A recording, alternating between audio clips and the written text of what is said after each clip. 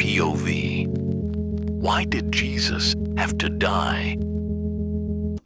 Jesus' death on the cross was necessary to fulfill God's plan of salvation. Here are 5 reasons why. First, to pay for our sins. Sin separates us from God, and the penalty for sin is death. Romans 6:23. Because God is holy and just, sin cannot go unpunished. The Old Testament required animal sacrifices to temporarily cover sins, but these were not enough to remove sin completely. Hebrews 10:4.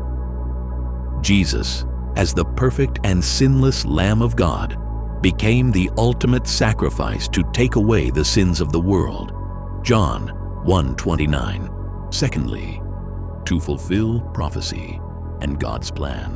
Jesus' death was foretold throughout the Old Testament. Isaiah 53:5 prophesied, "But he was pierced for our transgressions. He was crushed for our iniquities. The punishment that brought us peace was on him, and by his wounds we are healed." His crucifixion was not an accident, but the fulfillment of God's redemptive plan. Thirdly, to demonstrate God's love and grace. God's love is so great that he was willing to sacrifice his own Son to save us. John 3:16 says, "For God so loved the world that he gave his one and only Son, that whoever believes in him shall not perish, but have eternal life." Jesus' death is the ultimate act of love, showing that God desires a restored relationship with humanity.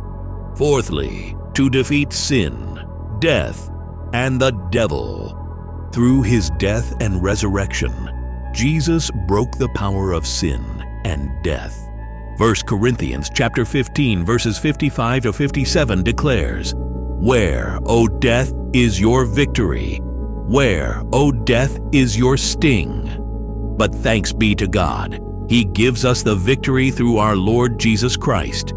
His resurrection proves his power over death and gives believers the hope of eternal life. Lastly, to offer salvation by faith, not works. No one can earn salvation through good deeds because we all fall short of God's perfect standard. Romans 3:23. Jesus' sacrifice made salvation a free gift, available to all who believe in him. Ephesians 2:8-9.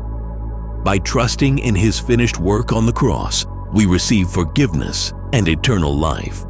In conclusion, Jesus had to die to take the punishment for our sins, fulfill God's plan, reveal his love, conquer death, and offer salvation to all who believe in him. His death was not the end, but the beginning. His resurrection gives us victory and the promise of eternal life.